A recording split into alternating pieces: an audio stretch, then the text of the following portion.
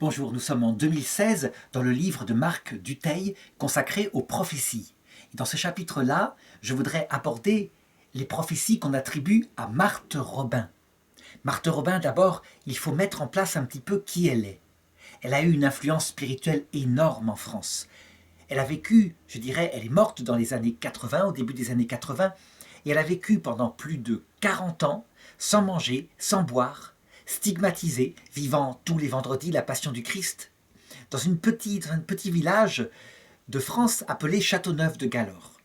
Et en ne quittant jamais sa chambre, en vivant cela, des hommes spirituels, des figures de cette deuxième moitié du XXe siècle liées à l'Église catholique sont venus la voir et ont trouvé en elle la force de fonder, on pourrait dire, le renouveau de l'Église, le renouveau intérieur, profond, avec peu de gens, mais très spirituel.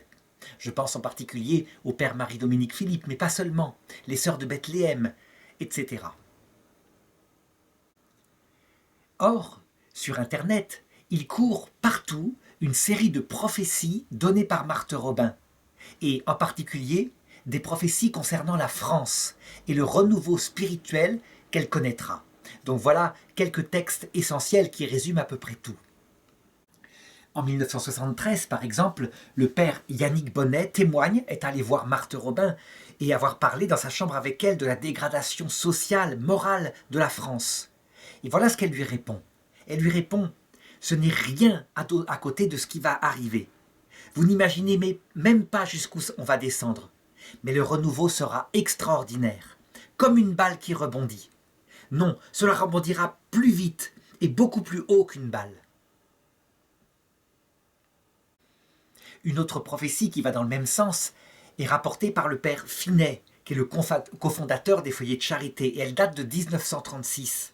Voilà ce que dit Marthe Robin. La France tombera très bas, plus bas que les autres nations à cause de son orgueil et des mauvais chefs qu'elle se sera choisie. Elle aura le nez dans la poussière. Alors elle criera vers Dieu, et c'est la Sainte Vierge qui viendra la sauver. Elle retrouvera sa mission de fille aînée de l'Église et enverra à nouveau des missionnaires dans le monde entier. On pourrait se dire, c'est très fort, ça court tout au long de sa vie, et donc ça doit être quelque chose qui vient de Dieu. Eh bien, le postulateur actuel de la cause de béatification de Marthe Robin, le père Bernard Pérouse, commente la chose ainsi. Lorsqu'on regarde la manière dont Marthe Robin prophétise, on ne peut pas dire vraiment qu'elle prophétise, qu'elle donne comme ça des maximes définitives, un peu comme elles sont rapportées sur Internet. Lui, voilà ce qu'il dit. Quand on considère les témoignages, les écrits de Marthe Robin, et il est le premier à y avoir accès puisqu'il a le dossier entier de l'enquête canonique en vue de sa béatification, eh bien on s'aperçoit que tout au long de sa vie, ce thème revient sans arrêt sur le futur renouveau de la France, mais plutôt comme une conviction que comme une prophétie. Si bien qu'on la voit évoluer. Au départ, elle est persuadée que ce renouveau va arriver bientôt. Et puis comme il n'arrive pas, elle réfléchit. Et elle se dit ceci. Il va y avoir manifestement cela. On dirait plus que c'est son opinion. Mais elle ne peut pas dire vraiment si c'est un renouveau qualitatif ou quantitatif. Sauf à certains moments où elle va très très loin. Et c'est là d'ailleurs tout le problème de la prophétie de Marthe Robin. C'est que en fait, c'est une sainte. Elle regarde les choses en profondeur. Elle ne regarde pas seulement, par exemple, matériellement, comme nous serions tentés de le faire, une quantité de retour à la foi, un renouveau matériel. C'est pas forcément cela. Elle regarde certainement, avec Dieu, du côté, je dirais, du résultat final. À savoir que l'épreuve que connaît la France actuellement, ça lui paraît être un fait, une épreuve de désert. Et que cette épreuve ne durera pas toujours, mais qu'elle produira des fruits. Reste à savoir comment. Et là, Marthe Robin, véritablement, ne se prononce pas exactement.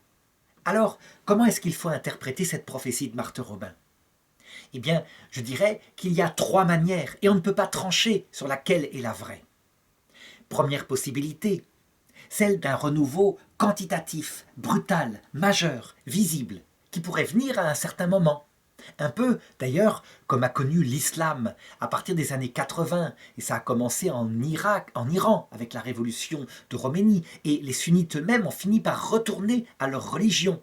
avec aussi tous les excès qui vont avec, la violence qu'en est surgie, quelquefois le côté, je dirais, communautariste. Eh bien, il n'est pas exclu qu'il y ait un tel renouveau en France et peut-être aussi en Europe. Voilà comment ça pourrait se produire après tout. En 2016, je fais cette vidéo. On voit bien que les Européens et les Français sont très inquiets par rapport à leur identité nationale actuellement. On dirait que malgré tout, ils n'ont pas de désir profond de religion et du sens de la vie, donc des questions métaphysiques, mais plutôt une inquiétude parce que l'islam arrive dans leur pays. De plus en plus d'hommes politiques rêvent à un multiculturalisme alors que eux aiment bien retrouver leurs racines premières, celles qui ont fait leur enfance, la France de toujours.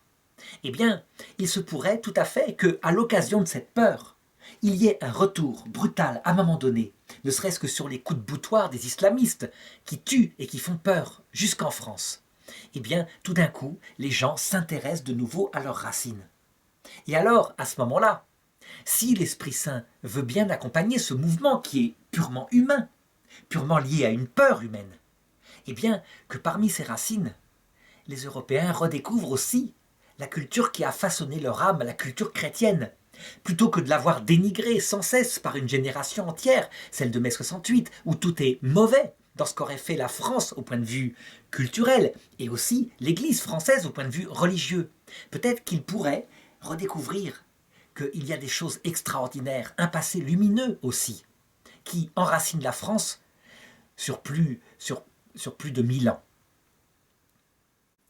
Dans ce cas-là, et ça s'est déjà vu dans l'histoire, on pourrait voir un renouveau brutal qui part d'un mouvement humain et qui conduit à une véritable, je dirais, une redécouverte de la foi chrétienne et des racines à travers toute l'Europe. Ça, c'est une première possibilité et c'est celle que, humainement, on souhaiterait le plus voir parce que ce renouveau se voit lorsqu'on est chrétien. Mais attention, ce n'est pas la seule possibilité. Ce renouveau-là, je dirais qui rebondit comme une balle, c'est vrai, qui est visible à l'extérieur, qui est extraordinaire, serait effectivement bouleversant. Et les musulmans en peuvent en témoigner dans leur propre religion, eux qui l'avaient quasiment oublié à partir des années 60-70. Deuxième possibilité d'interprétation, et ce n'est pas exclu, ce serait un renouveau profond, en profondeur. Marthe Robin elle-même disait qu'elle pensait que ce renouveau sans doute avait déjà commencé. Elle le disait dans les années 70. Or, dans les années 70, c'est là où justement il y a une apostasie profonde dans l'Église catholique. Les gens cessent d'aller à la messe. Et qu'est-ce que voit Marthe Robin alors? Quelque chose de profond en ce sens que l'Église, confrontée à l'épreuve, je dirais atteinte par le départ de nombreux prêtres qui quittent le sacerdoce, n'en redécouvre pas moins à travers un petit renouveau, des petites pousses ici et là, quelque chose d'unique qu'on n'a jamais connu, un renouveau théologique, spirituel, absolument unique. Je dirais que les pas apportés par le Concile Vatican II, au sens de la profondeur de ce concile, les découvertes théologiques apportées par les papes, sont uniques. Jamais on n'a vu ça. Une telle mise en profondeur de la théologie catholique. On pourra dire, mais extérieurement, c'est l'inverse qui se passe. Tout est confus. On a d'un côté les intégristes qui rejettent Vatican II, de l'autre côté les progressistes avec Hans Küng qui dit que Vatican II, c'est s'occuper uniquement de construire un monde ici-bas. Et il semble ne rien avoir entre les deux. Eh bien si, il y a les papes et ceux qui sont fidèles au pape.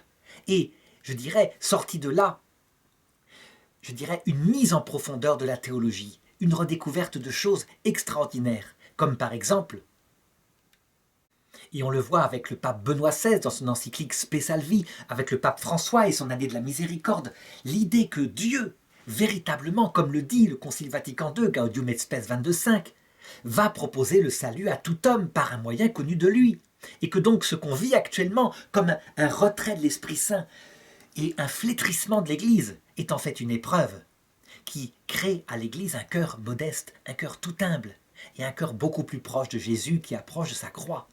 Ça peut être véritablement ce renouveau qui ne se voit pas. Une Église plus humble, plus pauvre, qui a touché sa misère. Et évidemment, extérieurement, qui ne brille pas, mais intérieurement devant Dieu, qui n'a jamais été aussi proche de Dieu. Ça, évidemment, seuls les aigles, ça veut dire les contemplatifs, pourraient le voir. Et ça serait typique de ce genre de prophétie de Marthe Robin. Alors évidemment, extérieurement, on se dit, c'est tout de même moins visible, c'est pas un rebond comme une balle qui rebondit.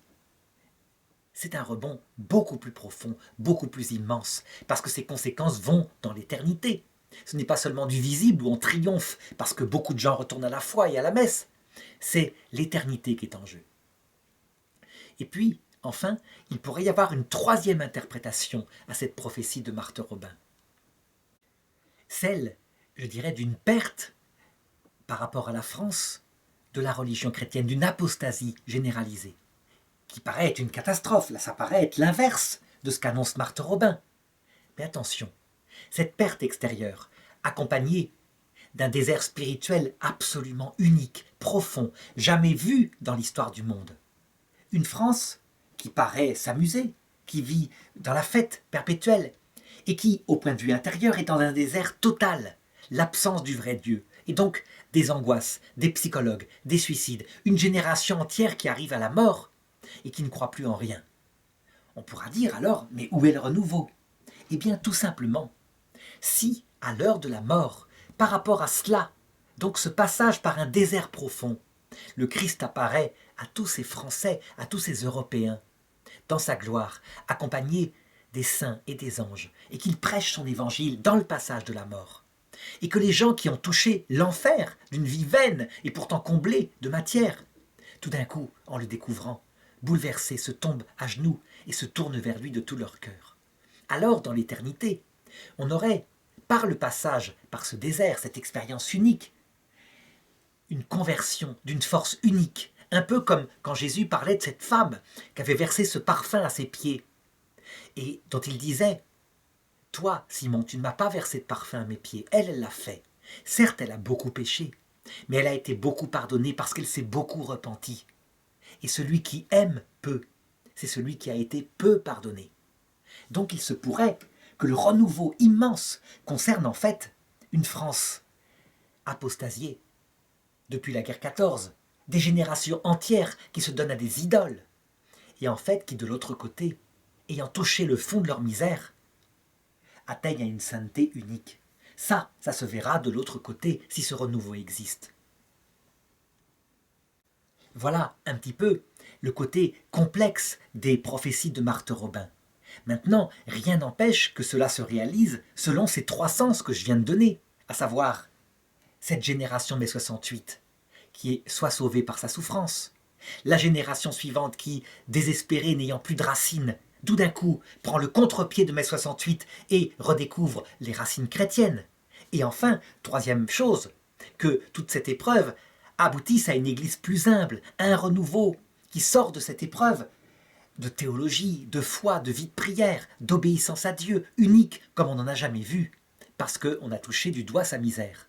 Les trois pourront se réaliser peut-être. C'est même, je dirais, en ce qui concerne mon opinion, ce qui paraît le plus sûr, le plus prévisible.